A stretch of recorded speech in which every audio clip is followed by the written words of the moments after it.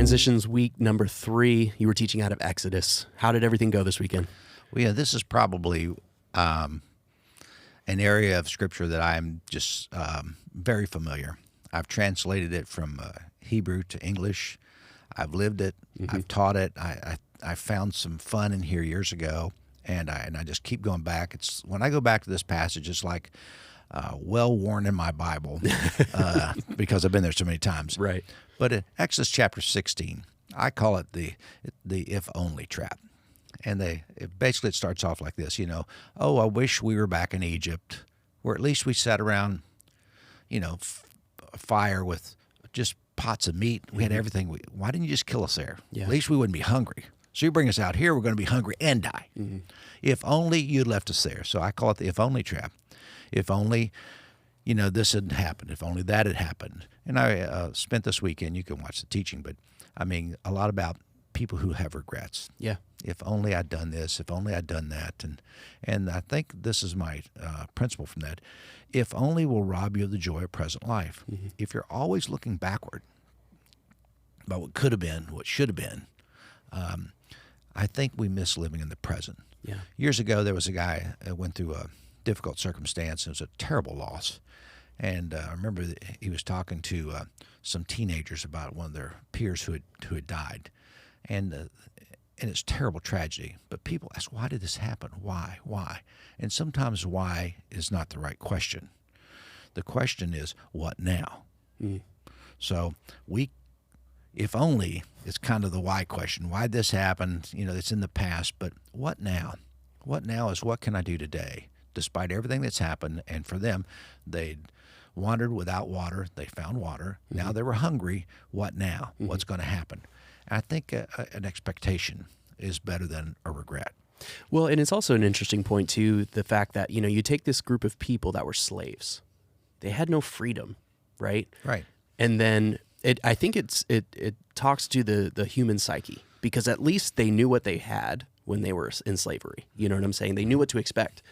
And to go out into the unknown and not know what to expect, but you're free, there's this freedom that comes with that, but they don't know what to expect, and it's scary. It's terrifying. Agreed. And that's a very good point of what's going on the whole story. Right. So first, if only we'd stayed there, and then the story shifts. We're hungry. And these phrases that I pulled out, if only, was the first one. The second one is, in the evening, you'll know it's the Lord that brought you out. And what happened in the evening? They were hungry, and coveys of quail filled the camp. And they had all the meat they could eat that they could ever stand. I mean, so you're hungry and you have this abundance, and quail is pretty good. Yeah, I mean, I love quail. Kind of a delicacy. So they had all that they could handle in the evening.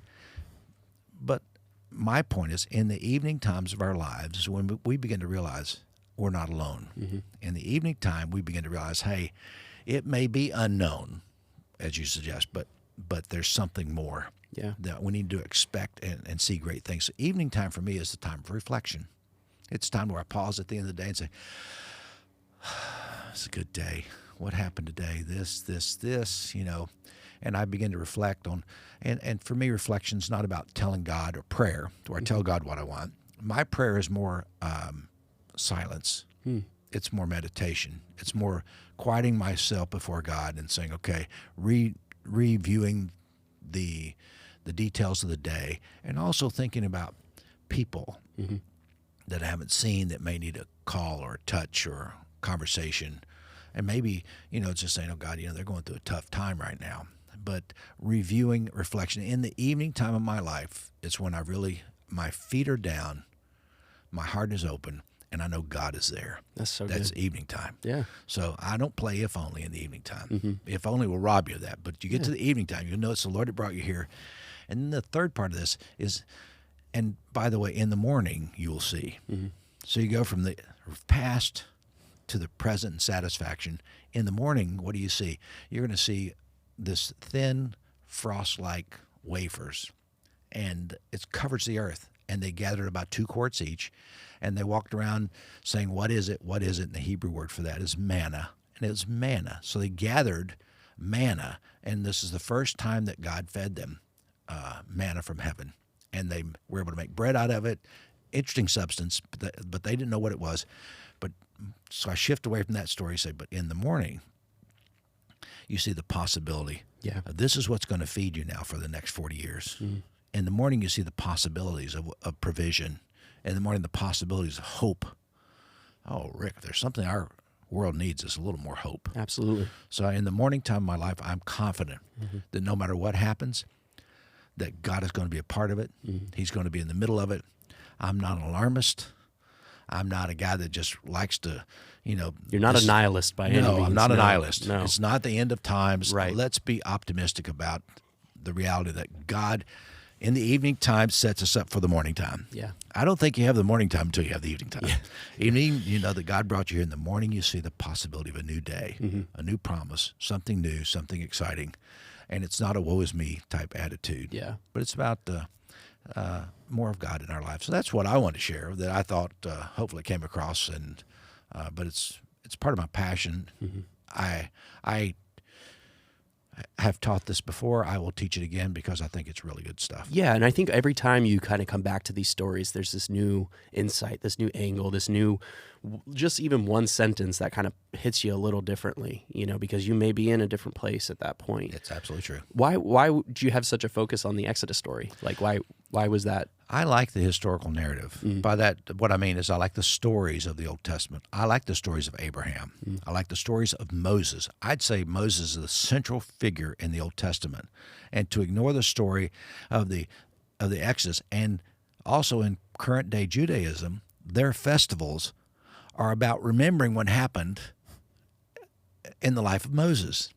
So for us to ignore Moses, we really are discounting current day Judaism. Jesus knew these stories, and they're stories that, and they're not just stories, but they're stories that contain wonderful truths and insights. And I think that's where the Bible comes through for me, is to say, man, I know it and I live it, but you're right. Every time I get into it, there's something new for me there. I go, oh, here it is. Wow, where did this nugget come from?